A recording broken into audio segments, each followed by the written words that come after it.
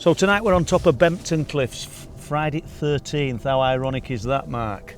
And you're just going to tell us, I hope, about something strange that happened to you a few months ago whilst walking up here in darkness.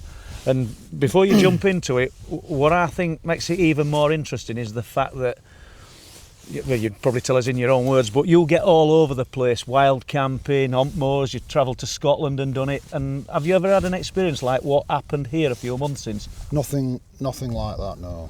Nothing. I have seen some odd things, but nothing gave me that feeling. That was very strange. Can you walk us into it? Well, as I pointed out earlier to you, I was in my car, well, in my van. Came across a car park, as I've done dozens, maybe hundreds of times. Got to the end, and you come through the gateway, and as you turn down, that's when that feeling came. It just hit me like that. And, so describe feeling. So did you just like walk into it and it was there, or did it slowly build up? It was as if I pointed out to you, as if somebody were going to jump out on me. I felt tense, ready for somebody to pounce, and I kept looking round.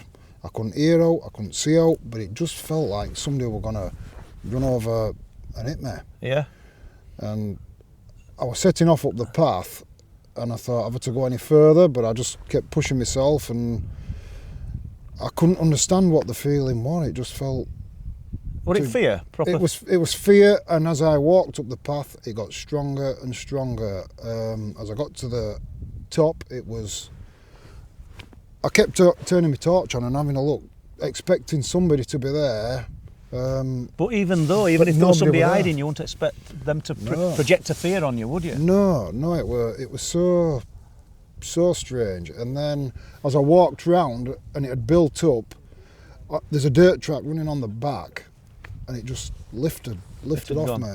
And as I've said to you before, I've been up so many times before and not felt it, and then I came back a night or two after to test myself, and the thought of it coming was a sort of fear, but it wasn't anything what I felt that night. That hasn't repeated itself at all, and I have been up a couple of dozen times since, and it hasn't come back.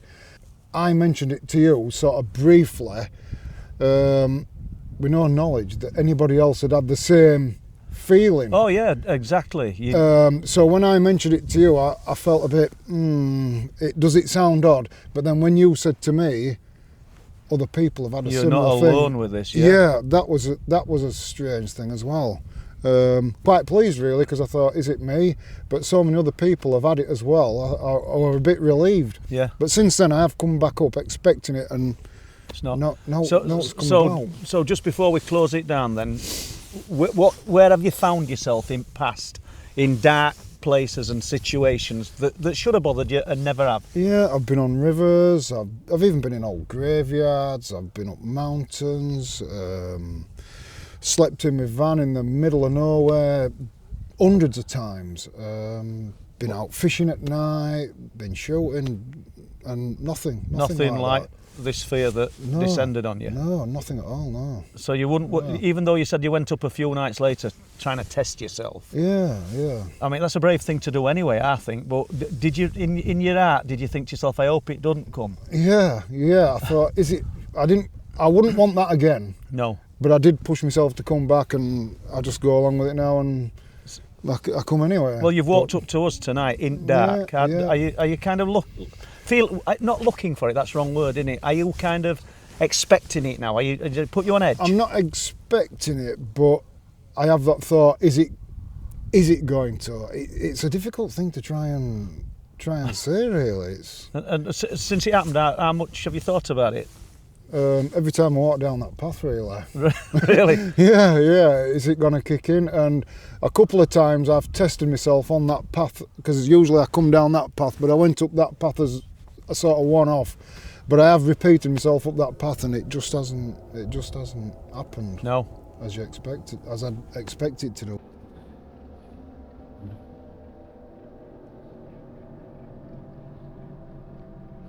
Here we are. 20th of September Moon rising out at sea at Bempton. Well, we're on Bempton Cliffs again, Alex. Friday 13th of all nights, so I don't know how this is going to pan out, but before, we spent rest at night sort of looking at sky and seeing if we can experience something strange. Earlier this year, you and I think it was Shane saw an unusual light on path. Do you want to tell us about it? Yeah, sure. So we're a bit further up, so some of you might know Bempton, so on one of the platforms up further that way. Yeah. And we've been there an hour or two and we're looking out to sea, up in the sky. If anything is going to show, we're expecting it to be up there, over there. And I think I was having the crack and you said to me, you had your camera out and you said you don't like cameras, do Alex? And when we turned this way on the path, and there was this ball of light that was there for about 3 or 4 seconds, and my first reaction was it's just someone in the dark just messing about with a toy because it was just there and it's so real. And I'm like, how far away? I'd say it's about... Because it were you and Shane that saw it, weren't it? I'd say it's no more than 20 feet away. Right. And it's hard to give it a shape. I mean, to me, it reminded me a little bit of a dandelion seed, but it was quite fluid and the colours were blue, purple, red, and it was... What were your initial reaction when you'd... Well, my initial reaction was it's actually just shock. Yeah, shock, but because it's there, it's so real. I just thought it's just someone walking about in the dark playing with some sort of toy, right? A child. But after about 30 seconds, we realised that there's just no one there because Ian was down that way, and there's no one about. So it was, it was. So did you think you both saw the same thing, you and Shane, very similar, or did you have a different experience? That's what I'm saying. I think we saw the same thing, but with me, I saw the colours, but I couldn't give it a definite shape. But what? So it was blue, red. It was blue, red, purple, and it reminded me a little bit of a dandelion seed, but also had some fluidity to it. And how high off ground were it? I'd say it was about 5-6 foot off the ground. And so you've seen some 5-6 foot off ground, and probably what, 30 foot away? So like 20 feet away. So it's. I mean, it was fantastic to get so close to something like that. Did you go right up to it straight away? Did you go to where it was? I think after the shock of what happened, I did. Obviously, if something is going to present, I want it to happen again. So I was. I sort of went to where it appeared and did ask for something to happen. I said, "Come on, show yourself again." But that's when I did start to get a little bit apprehensive, a little bit nervous. Yeah. So it's great when it does happen, but at the same time, it is a bit, it is a bit nerve-wracking. Well, it's interesting, isn't it? I don't know if anybody can hear that, if audio's going to pick it up, but it's not a dog with a squeaky toy. It's a rabbit in distress. If anybody can hear it, so.